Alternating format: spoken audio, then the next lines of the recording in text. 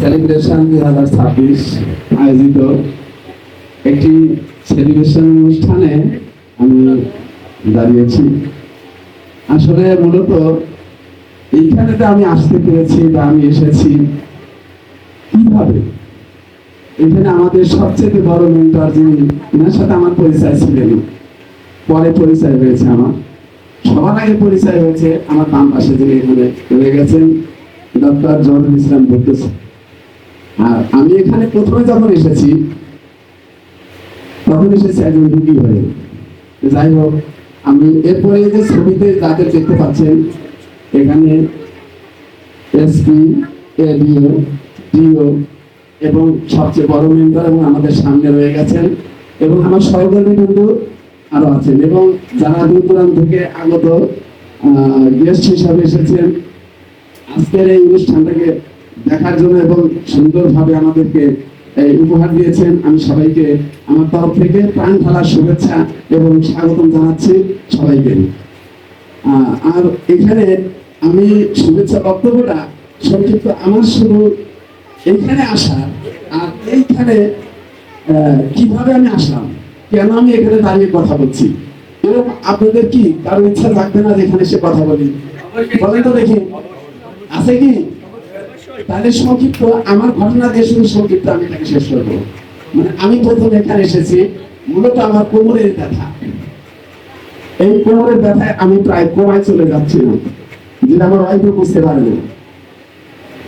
আমি পেশায় একজন টিচার, আমাকে 3 তলায় উঠতে হয়েছে ওই রেলিং ধরে ধরে। আমি একদিন আমাকে ডাকছে আমার প্রান্তীয় স্নেহভাজন ছাত্র সম্পর্কে রহমত আসে, ও আমাকে হঠাৎ করে বললো আমার সাথে চলে। কোথায় যাবো? আমি যেখানে নিয়ে যাই সেখানে চলে। মানে আমার অবস্থা দেখে মানে কোনো ওষুধে কাজ হচ্ছে না আমার।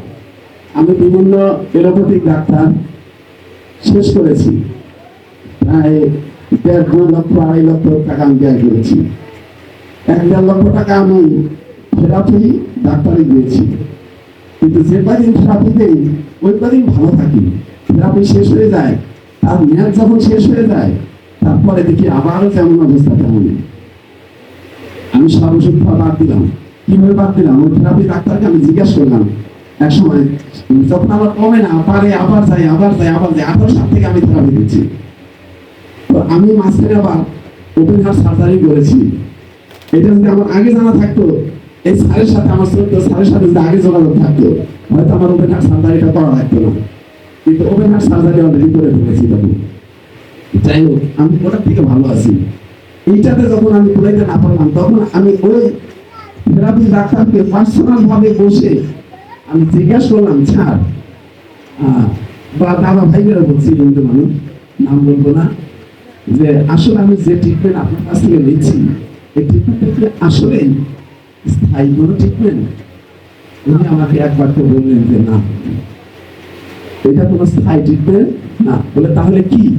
আমি এই যে হাজার হাজার টাকা প্রতিদিন আপনাকে দিচ্ছি, প্রতিদিন 500, 700, 300 এইভাবে 18 সাল থেকে আপনাকে দিয়ে আসছি, আপনি তো একদিন আমাকে বললেন না যে এটা কোনো স্থায়ী ট্রিটমেন্ট না?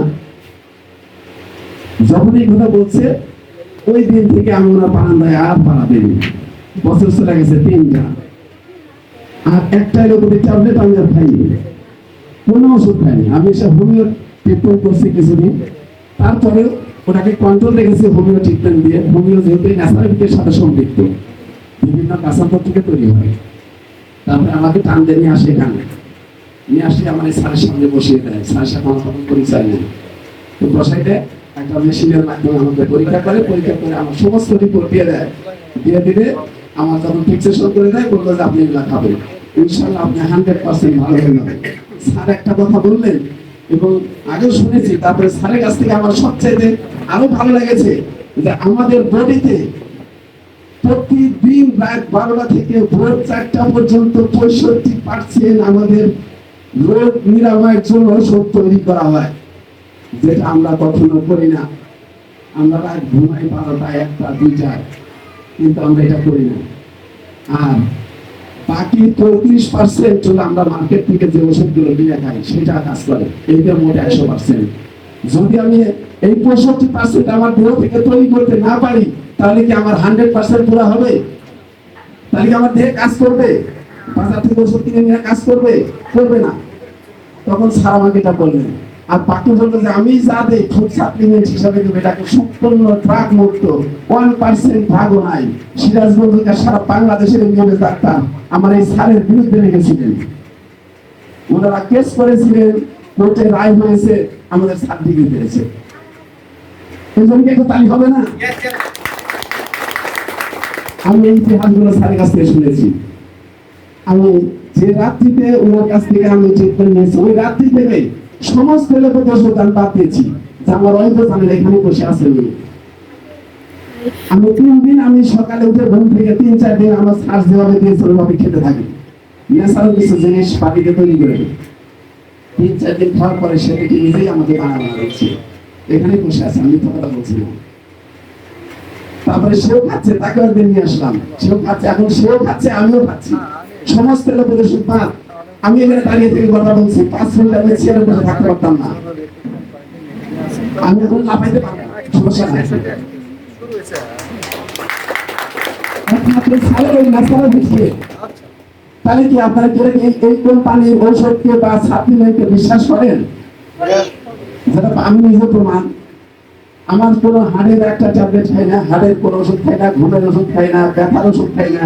আপনার গ্যাস হয়েছে, আপনি 1 ইঞ্চি পরিমাণ আদা চিবিয়ে খাই, 1 গ্লাস পানি খান, যদি ব্যথা না কমে চলে আসে, আমার গালে দিকে থাপ্পড় মেরে যায়। আমি বিশ্বাস করি, আমি খাইছি, আমি পরীক্ষা করেছি, এটা 100% শিওর। তবে এইখানে আমি কাজ করেছি মাত্র 1 মাস। কতদিন? 1 মাস। আমি প্রথমে রোগী হিসাবে কাজ করেছি, খেয়েছি, রোগী হিসাবে আসা যাওয়া করেছি। অনেকে আমাকে নেগেটিভ কথা বলেছে, এখানে যে আসছেন, এখানে ওষুধ খাচ্ছেন, কি নিচ্ছেন, চিকিৎসা করছেন, ভালো হচ্ছেন কি, আসলে ওষুধ কাজ করে? আমাকে অনেকেই বলেছি যেখানে কি ওষুধ কাজ করে। হ্যাঁ, আমি খাচ্ছি, আমি তো সব ওষুধ বাদ দিচ্ছি, এরকম ওষুধ বাদ দিচ্ছি, আমি তো ভালো হচ্ছি ধীরে ধীরে। আমার তো প্রায় 70-80% কন্ট্রোলে চলে আসছে, যা আমার বছরের পর বছর আমি ভুগছিলাম। তারপরে আমি পজিটিভ, যখন আপনি মাথায় একবার হ্যাঁ বলবেন কাজ হবে, যখন 10 বার না বলবেন, 10 বার 100 বার হ্যাঁ বলবেন আর 1 বার না বলবেন, ওই সমস্ত আপনার ব্রেন থেকে হ্যাঁ বলো চিহ্নটা চলে যাবে। কথা ঠিক কিনা? আপনি 100 বার হ্যাঁ বলবেন আর 1 বার না বলবেন, আপনার ব্রেন থেকে সমস্ত হ্যাঁ চিহ্ন বিশিষ্ট যে পজিটিভ নিয়েছিলেন সেটা চলে যাবে। সুতরাং আমি যদি বিশ্বাস করি, আমি একজন টিচার মানুষ, আমি মিথ্যা কথা বলছি না।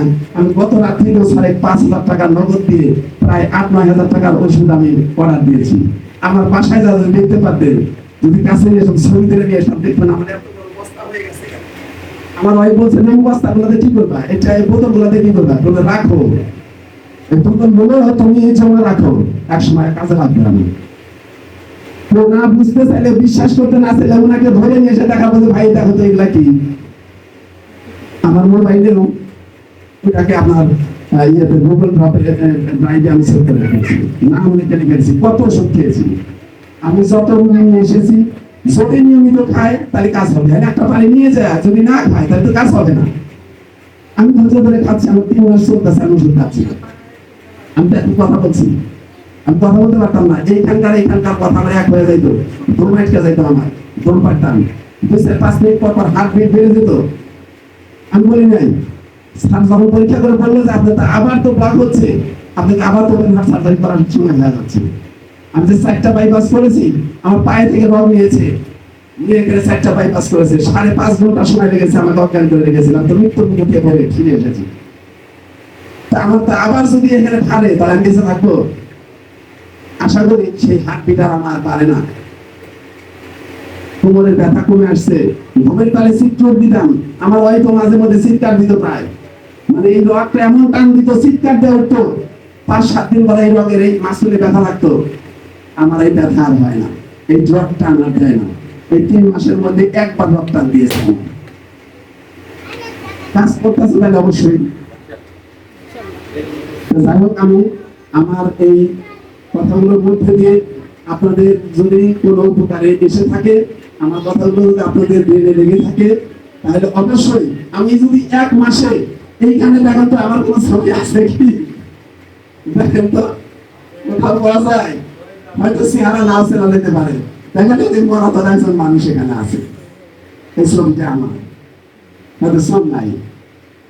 যখন ছাত্র জীবন ছিল মাথার মধ্যে শ্রেণী ঢোকে নাই, হয়তো এখন নাই। টিচার তো গণিতের মাস্টার, অনেক শ্রম দিয়েছি, মাথায় শুধু গরমে উঠে গেছে। যাই হোক, এইখানে আসার ইচ্ছা যাদের আছে 1 মাস 15 দিনও আসতে পারবেন। আমি টিচারি করি সকাল থেকে 5টা পর্যন্ত, আর সারাদিন যেটুকু সময় থাকে আমি কিছু করতে পারি না, বাকি অল্প কিছু সময় আমি এখানে কাজ করেছি। আর যারা অল টাইম কাজ করবেন তারা আমার সাথে এখানে কেন আরো বড় পদে যেতে পারবেন ইনশাআল্লাহ। কি আমার কথা কি আপনারা রাজি এখানে আসতে চান? এবং আপনাদের লাইফ এবং লাইফস্টাইল চেঞ্জ করতে চান? যদি চেঞ্জ করতে চান তাহলে এটাকে মাথায় নিন, কাজ করবেন। এখানে কোনো ইনভেস্ট নাই, কিছু নাই, নো ইনভেস্টে আপনি মানব সেবা করে এখানে আসতে পারবেন, আপনার জীবনটাকে বদলাতে পারবেন। আমি আর কিছু কথা বাড়াইতে যাচ্ছি না, আমি এখানে আমার কথা শেষ করছি। সবাই সুস্বাস্থ্য কামনা করছি, সবাই যেন স্বাস্থ্য এবং সুন্দর জীবন কামনা করে এখানে শেষ করছি। আল্লাহ হাফেজ।